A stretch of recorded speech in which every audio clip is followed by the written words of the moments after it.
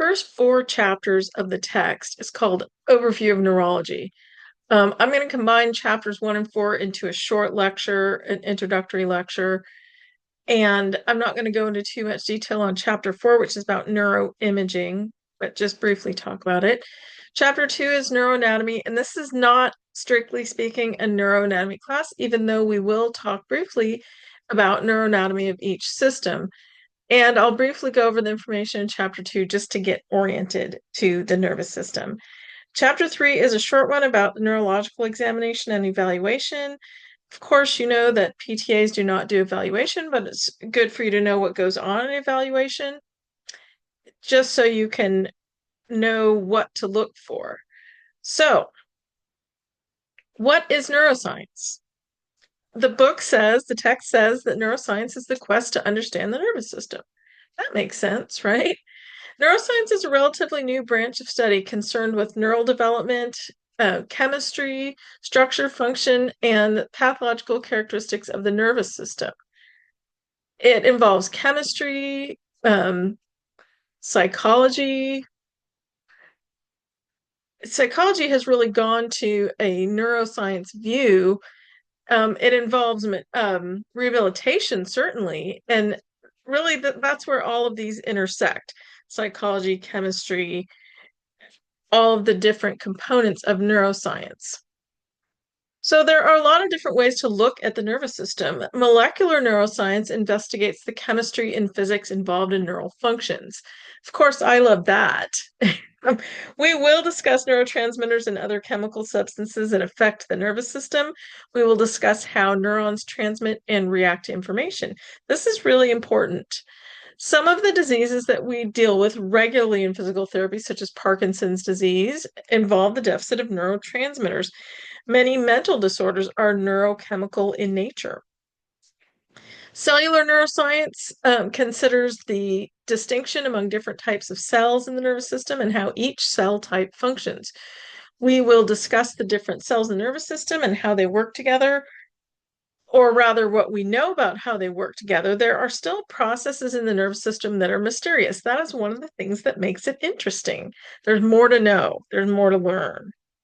Systems neuroscience investigates groups of neurons that perform a common function together. After the introductory part of the book, we are largely concerned with systems neuroscience. The last three quarters of the text really explores the different systems and how the neurons perform together and to do their common functions, and the pathologies that are involved when they don't do that right. This part will clinically ground us with the types of things that we will see in rehabilitation. Behavioral neuroscience is a fascinating area that we will not be going into in great detail. The subject would more likely be described in a psychology course. However, working in rehabilitation, of course, we're working with human beings and behavior plays its part. Cognitive neuroscience covers the field of thinking, learning, and memory. We won't be delving into it very deeply, but we will touch on thinking, learning, and memory. Because physical therapy is, of its essence, a teaching profession, we need to know how people learn. How do we motivate people? How do people remember things? When people have disorders that affect their memory, how do we work around that? How do we compensate for those losses? We will also discuss other questions that neuroscience answers. How do ions influence nerve cell function? In pathophysiology, we covered electrolyte balance and fluid balance. Now we will see how that affects nerve cell function. The how is language formed and understood? That is a super interesting area of endeavor. I've been lucky to work in a multidisciplinary clinic for many years with physical therapists, occupational therapists, and speech language pathologists. This multidisciplinary team provides insight into what the other branches of rehabilitation do with people in therapy. Other disciplines often enlighten us about ways that we can help our patients. All the rehab disciplines can assist a patient in regaining maximum independence after neurological injury. So really, it's so beneficial to get the influence of those other professions. So the book is organized in sections, 5 sections, a neurology overview, here we are. The cellular level, the the first section includes the first four chapters. The next two chapters look at the nervous system on the cellular and molecular level. After that, we'll talk about development of the nervous system, um, and neuroplasticity and learning, very interesting area. Neuroplasticity is um, has a lot of play in rehabilitation too, and we will talk about that aspect of it. We briefly touch on the primary functions of the autonomic nervous system. We're not going to go into great depth on it, but just the primary functions. The autonomic nervous system is the start of the vertical system section of the book. The vertical systems transmit information back and forth from the central nervous system to the periphery.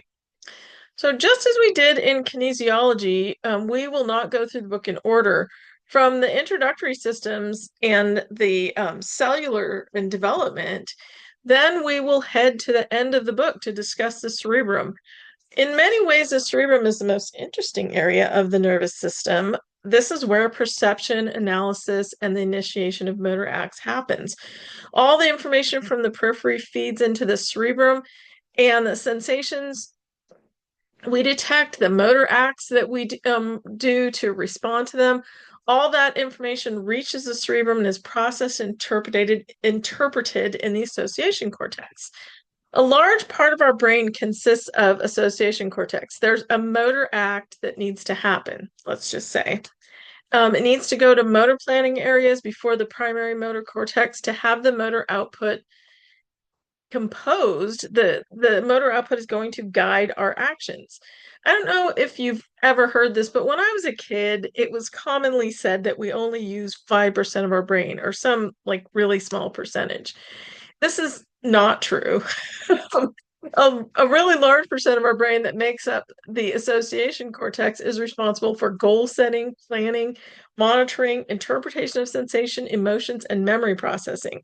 So I think that myth that we only use 5% of our brain comes from only 5% of our brain is allocated to the obvious functions, and then everything else that goes on is the rest of our brain. So we really do use all of it. And that can be shown on a functional MRI study. After that, after we talk about the cerebrum and all that interesting stuff, we'll talk about language disorders and communication disorders. Then we'll go into vertical systems. So much of the peripheral nervous system is composed of vertical systems, such as the autonomic system, the somatosensory system, and the motor systems.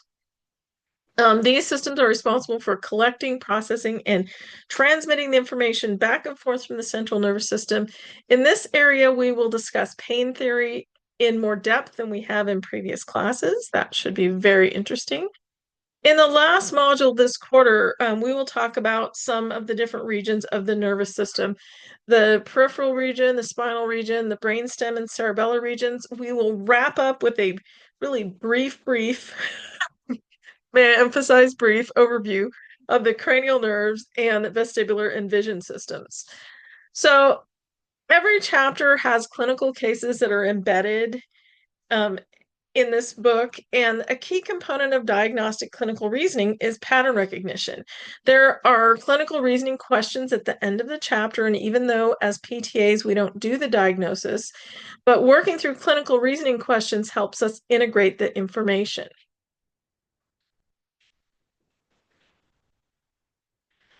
So chapter 4, that's what I just said. Chapter 4 is about neuroimaging, and there are lots of amazing pictures in the book, which is kind of cool if you like looking at that stuff, which I do. We don't really need to know in-depth information about neuroimaging. It's a relatively recent advancement, which provides data that we've never had access to before. The way they used to tell whether a certain area of the brain was involved in any kind of activity is if someone was injured in that area of the brain and they couldn't do that activity. Well, now they can do functional MRI studies and see what area of the brain is active when we're in pain, what area of the brain is active when we're happy, or what area of the brain is active when we're doing a motor task. So, a basic understanding of neuroimaging will allow you to understand radiology findings and to communicate with other professionals about neuroimaging results. That's pretty important. The most neuroimaging, well, all neuroimaging is viewed on three planes: sagittal, coronal, and vertical. And just like we talked about in the body, it's a little bit, some of the directions are a little bit confusing because just like at the ankle where you turn 90 degrees at the heel, at the brain, there's a little 90-degree turn from the top of the brainstem into the cerebrum. So it might mess up your orientation a little bit. So be sure to review those and make sure you understand what we mean by each one. Both CT, so computerized tomography, CT scans, and MRI technologies allow us to visualize the brain. There are lots of different imaging technologies besides CT and MRI discussed in the text, but you do not need to know all them. But you should be aware that while neuroimaging is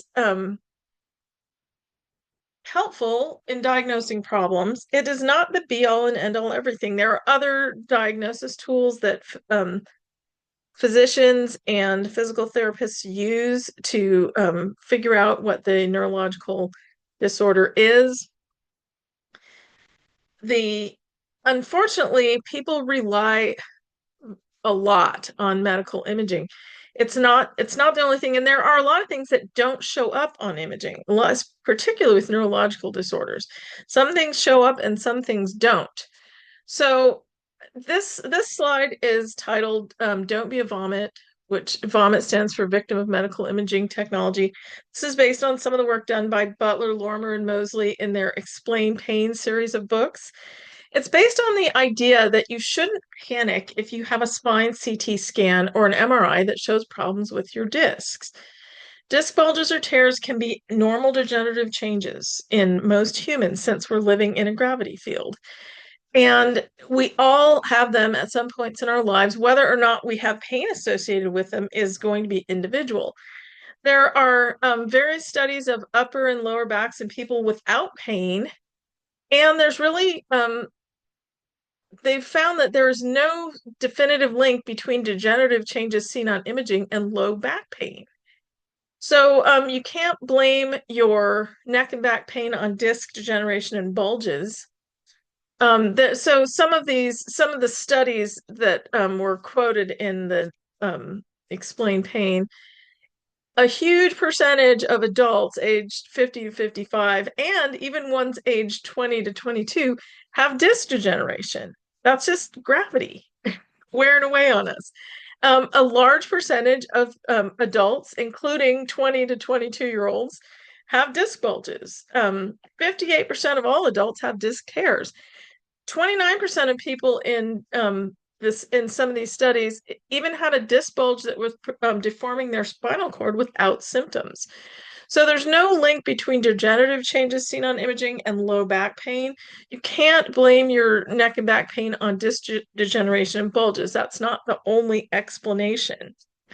Can't tell you how many times in the clinic I run across people who live and die by their MRI or CT scan. They convince themselves that they should be in pain because they have all these things wrong, but really that's just one piece of the picture.